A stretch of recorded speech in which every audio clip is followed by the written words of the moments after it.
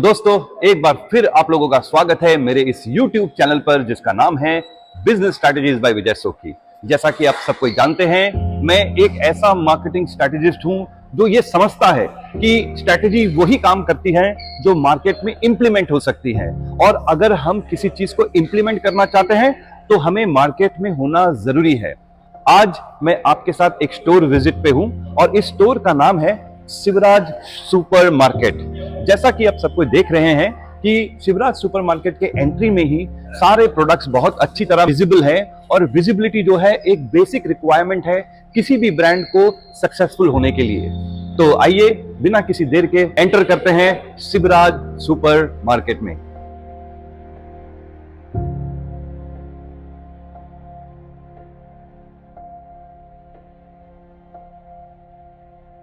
तो let's enter the store.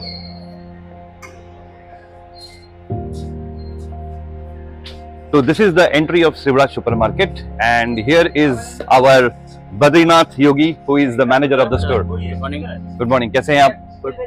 Thank you very much कि आपने हमको ये चांस दिया कि हम आपके स्टोर में आके थोड़ा इंटरव्यू करें। तो बद्री जी, आप बताइए अपने स्टोर के बारे में जरा।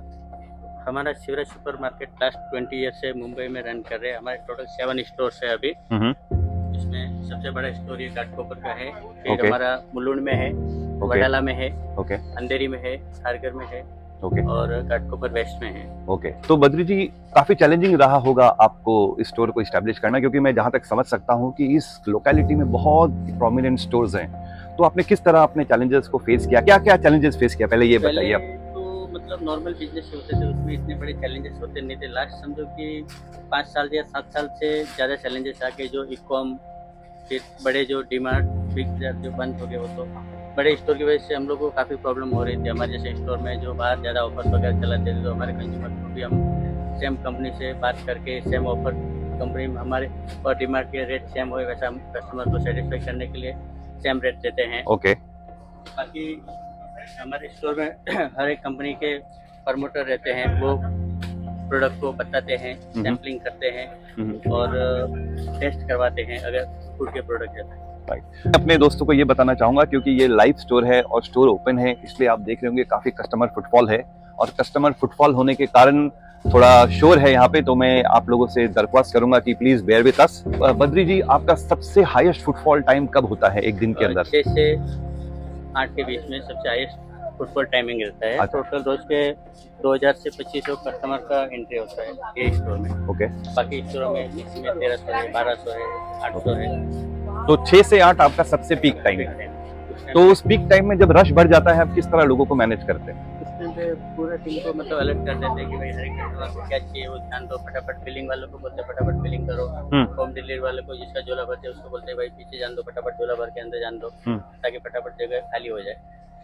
अगर मैं आपको पूछूं कि देखिए, ये तो टोटल बिजनेस जो है कस्टमर्स का है, बिल्कुल आपके पास सर्विस ही मैन, ये बिजनेस सर्विस का ही है, जिसके अंदर कस्टमर को सबसे पहले तो बढ़िया क्वालिटी, बढ़िया रेट, अच्छे रेट होने चाहिए, और सर्विस में होम डिलीवरी टाइम पे जरूरत का सामान घर पे पहुंच सके। भाई, मैं हमेशा अपने श्रोताओं को ये कहते रहता हूँ कि आप लोग जो है, you are not into the business of sales, you are into the business of customer creation. आपके पास फिक्स्ड कस्टमर कितने हैं? हमारे पास फिक्स कस्टमर 5 से 6 हजार है। 5 से 6 हजार फिक्स कस्टमर है। एवरी मंथ आते हैं और उनके घर पे होम डिलीवरी जाती है। बाकी ऑनलाइन ऐप भी हमारा भी आने वाला है, तो उसमें वो कस्टमर को, सबको रजिस्टर्ड कस्टमर है, हमारे पास आईडी बनाई हुई है, सब कस्टमर के एड्रेस। अच्छा, आईडी बनाई हुई है? आईडी बनाई है, जो कस्टमर के कॉन्टेक्ट नंबर, एड्रेस पूरा उसमें सेव किए हुए हैं। बाकी हम लोग हर महीने लिफलेट्स बनाते हैं, पैम्पलेट।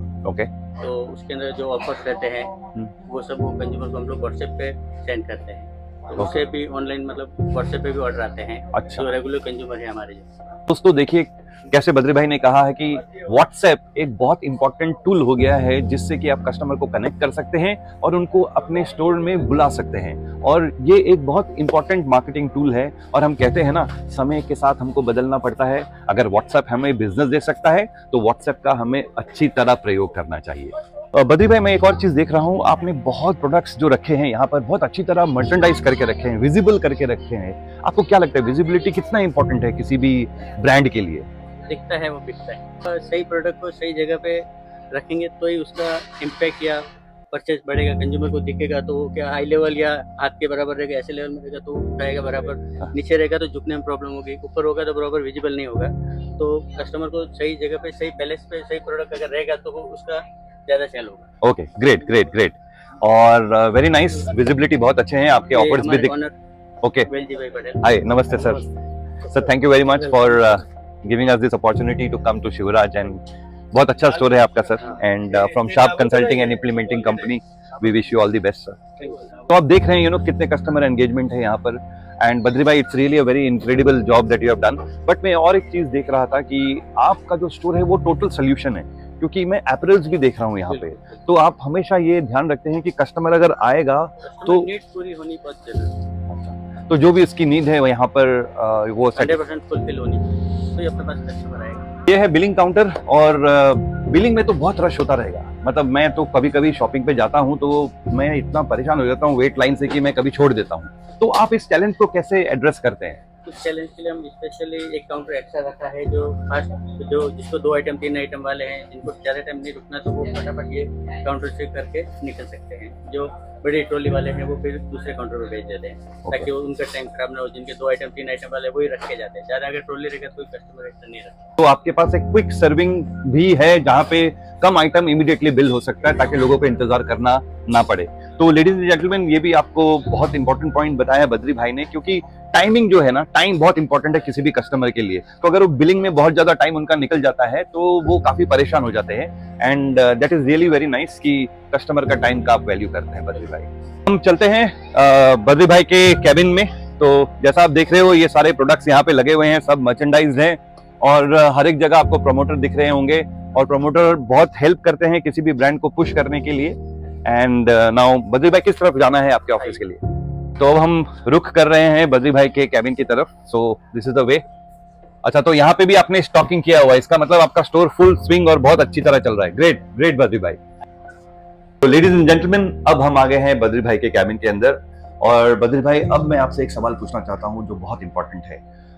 जब नए ब्रांड की हम बात करते हैं, कितने नए ब्रांड्स आपके पास आते हैं और आप उनको किस तरह सपोर्ट करते हो? हर रोज 1-2 ब्रांड रोज न्यू आ जाते हैं हर कैटेगरी में। मतलब आजकल न्यू प्रोडक्ट तो कोरोना के बाद लोगों ने मतलब वो चालू कर दिया कि नए प्रोडक्ट बना है। इतने नए प्रोडक्ट आते हैं कि रखने के लिए स्पेस ही नहीं है, फिर भी कोशिश करके थोड़ी थोड़ी जगह सबको लेने की करते हैं। अच्छा, तो मतलब आपका कहना है कि एक दिन में 2, मतलब एक महीने करीब 10-60 ब्रांड आपके पास आ जाते हैं, तो बहुत बड़ा नंबर है। हाँ बद्री भाई, ये जो ब्रांड आते हैं आपके पास 50-60 महीने में, काफ़ी अपेक्षा, काफ़ी उम्मीद लेके आते रहेंगे।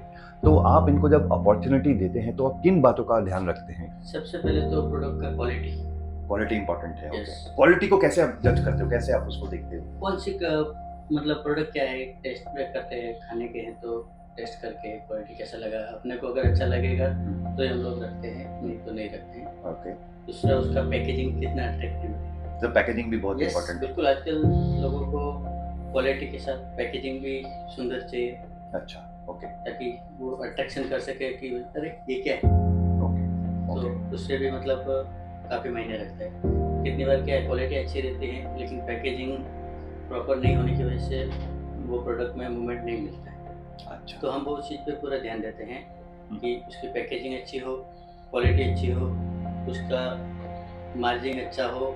दूसरा, वो सेल करने के लिए अपने को सब सपोर्ट देता हो, जैसे कि ब्रांडिंग है, फिर सैम्पलिंग है, FSU है, एक्स्ट्रा विजिबिलिटी कैटेगरी वाला, जैसे एंड कैप वगैरह लिया हो। मैं हमेशा कहता हूँ ना कि किसी भी रिटेल स्टोर में हम जब प्रोडक्ट को प्लेस करते हैं, जो एक रिटेलर का फर्ज होता है वो ये होता है कि वो एक ब्रांड को वो अपॉर्चुनिटी दे, और उसके लिए जो बिगेस्ट अपॉर्चुनिटी है वो ये है कि वो एक कस्टमर का एक्सेस दे रहा है। जैसा इन्होंने कहा कि करीब 5 से 6 हजार एक फिक्स्ड कस्टमर है इनके पास, और वो 5 से 6 हजार कस्टमर में अगर एक नया ब्रांड 500 से 600 कस्टमर भी क्रिएट कर देता है with in a short span of time, तो उसका सक्सेस होने का जो प्रोबेबिलिटी है वो बहुत ज्यादा बढ़ जाता है।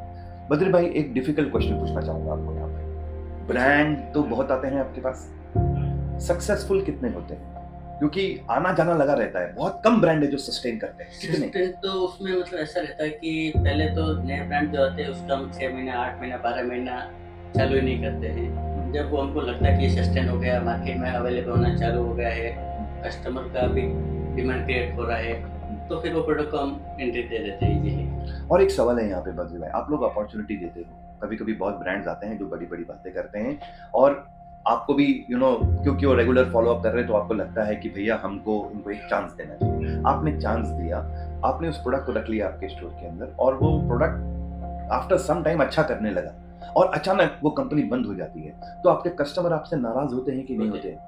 होते। तो इसीलिए आपके लिए नया ब्रांड लॉन्च करना एक बहुत बड़ा चैलेंज होता है। क्योंकि कस्टमर को सेटिस्फाइड करना हमारा काम है, नाराज करना नहीं। तो अगर एक नया ब्रांड किसी को पसंद आ गया और वो कंपनी किसी कारण से सप्लाई नहीं कर पाई तो आप डिफिकल्टी में आ जाते हो। बिल्कुल।